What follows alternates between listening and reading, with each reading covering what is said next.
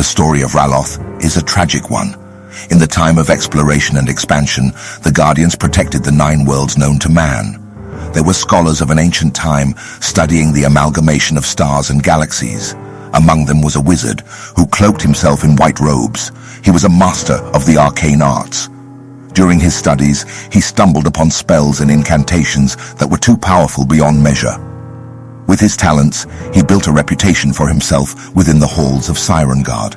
He would spend hours in local libraries in order to protect his craft. Raloth may have been gifted, but he became arrogant through his recognition by King Adelmus Isebrant.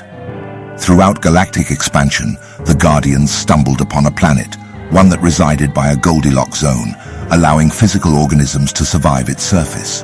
Upon further investigation, however, the Guardians discovered several atmospheric disturbances, ones which were malignant to the human body. With that in mind, the Knights and Wizards of the 10th Star proceeded with caution. In their scientific and mystical efforts, the Guardians opened a portal to this mysterious planet. Their mission was exuberant. Raloth led the expedition. Despite being recognized as an archmage, King Adelmus would not grant him the title of prince. This role was already held by another member of the Golden Council within the chambers of the 10th Star. The prince would hold full control over this new planet. Raloth resented the king's decision, but stayed loyal to him, for the moment. The knights traveled through countless forests and beaches. With his rage and lust for power, Raloth inevitably betrayed the Guardians. He struck them down in order to attain full control over this planet, thus defying the king's wishes. With the souls of these knights, Raloth constructed several anomalies, humanoid creatures engulfed by crystalline material. Some were masters of the blade, and others were gargantuan beasts. Their human souls were formerly rich in energy, but became impure, suffocated by the wizard's spell. The iron will for dominance. The knights were no longer men. They became corrupted beings known as the Elementals, who followed the word of Raloth. With his knowledge of the arcane arts, the wizard would subtly change the landscape of this newly discovered planet, poisoning local vegetation with magic and turning them into crystals. With time, Raloth was able to construct his own kingdom as a way to secede from the Guardian way. He betrayed Adelmus, however. When the knights acknowledged Raloth's actions, they sought to execute him. They traveled through stars and galaxies to find and eliminate the white-robed wizard. When they finally arrived at his plane of existence, the planet was already infected with Raloth's will. Trees were turned into quartz, and the atmosphere bled with storms.